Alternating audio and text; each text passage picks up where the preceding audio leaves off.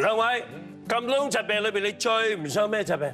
梗係咩病都唔想啦。不過咧最唔想咧就係咳啦，因為一咳咧好似個個咧都驚咗你咁啊。係啊，同埋咳得犀利嘅話，連瞓覺都咳㗎。咳啊，可大可小啊，而且有好多迷思啊。不如我哋今日請嚟咧註冊中醫師葉振華中醫師同我哋講解一下。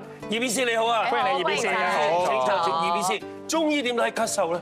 中醫我哋睇咳嗽咧，主要都係肺部受影響居多，但係肺部咧係我哋較為嬌嫩嘅部位，咁所以一受刺激咧就會出現咳嗽噶啦。咁葉醫師啊，其實咧咳有冇分唔同嘅成因嘅咧？有啊，咳嗽咧我哋通常會分為兩種成因嘅，第一個就係外因啦，就係受外邪嘅影響，我哋所講嘅風寒暑濕燥火，呢啲我哋叫六淫。只要傷到個肺嘅話咧，個肺受刺激就會出現咳嗽噶啦。而第二種咧就係內因，內因咧我哋有分係因為身體內臟嘅虛弱，又或者長期病患啦，又或者係因為受七情影響，七情即係我哋嘅情緒啦，影響到我哋身體裏邊唔平衡就會出現咳嗽噶啦。哦，譬如佢失戀咁啦，咁啊會咳嘅咯。真係好唔開心啊！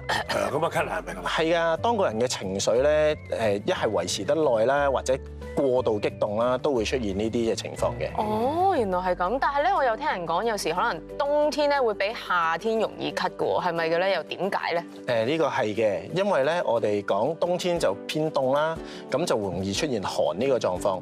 寒主收引，咁收引我哋一個肺一受到刺激嘅話咧，就收引咧就會容易出現咳啦。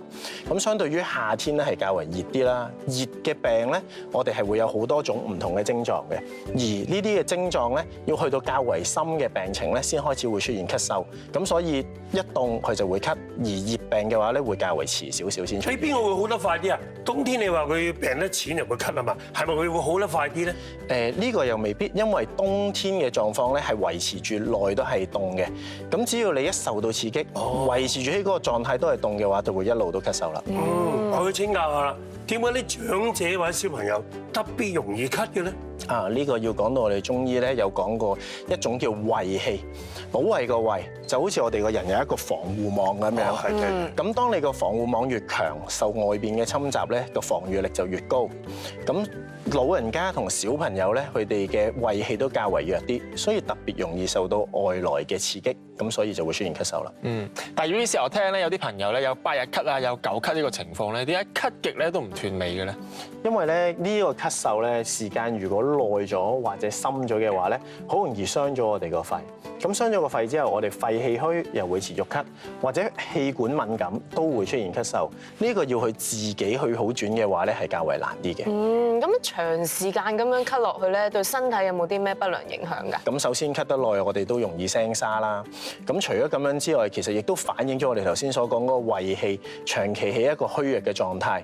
咁喺虛弱嘅狀態嘅時候，就會更加容易出現一啲較為嚴重嘅病或者感染啦。我成日聽見咧，我哋喺坊間裏邊好多迷思啊，不如考下大家先嚇。係想問下兩位，如果咳嘅時候咧，食唔食得水果咧？食得，可以食雪梨㗎嘛，可以潤啊嘛。係啊。之後哥，應該唔得嘅，但係咧又有啲人話咧食啲蘋果咧潤下喉潤肺都喎。阿葉醫師，佢又話食嗰樣又話得，佢又話唔得又得，咁點咧？其實咧呢個咧較為複雜嘅問題嚟嘅，我哋先要將咳分類型，咁我輕輕簡單地講一講啦。先講講寒咳，寒咳係啲咩咧？例如你飲完凍嘢啊，吹到凍風啊，夜晚黑咳多，或者啲痰係較為白色嘅，呢個我哋歸類為寒咳。咁寒咳咧，其實就唔可以食寒涼嘅生果嘅，咁例如梨啊、火龍果啊、西瓜呢啲，食咗會更加咳得犀利。即係你以為佢潤喉，但係原來寒咳係唔食得。冇錯啦。咁而第二種熱咳咧，就係有喉嚨痛啦、黃痰啦、日頭咳多啦呢啲嘅現象嘅。咁呢啲嘅情況之下咧，就較為不適合食一啲燥熱嘅生果啦，例如芒果、菠蘿、榴蓮。係啦。咁但係頭先秀儀講咗有個清潤嘅生果梨，咁呢個咧如果係出現燥咳嘅狀況之下咧，係可以食嘅。梨啦、枇杷啦，同埋無花果咧都有個清潤嘅功效，對於燥咳係有幫助嘅。哦，所以一定要知道自己係咩咳，係啦，唔可以亂咁食。冇錯。又想請教啊，有啲話食鱷魚肉啊、燉橙啊都可以嘅，掂唔掂咧？又係啊，可以嘅應該。燉橙我聽過啊，你食過未？哇，應該個味道有啲難接受。我未食過，不過我覺得得嘅。鱷魚肉咧都未食過，不過我都覺得得。邊度咁叻嘅聽都聽過啊？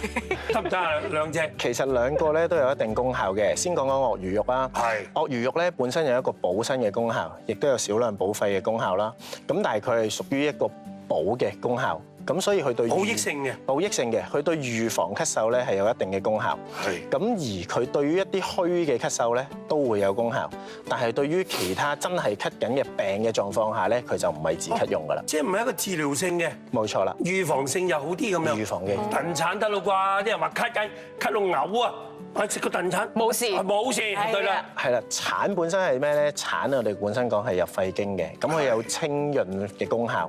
咁對於一啲熱咳、燥咳咧係會有幫助嘅。係。咁但係點解我哋要燉咗佢咧？就係因為其實橙咧本身有偏寒性少少。我哋經過燉嘅呢個過程嘅呢個製作咧，令到佢嘅寒氣退咗。咁於是我哋用佢嘅時候能夠做到清潤肺部、化痰嘅功效咧，所以對於寒咳都會有一定功效嘅。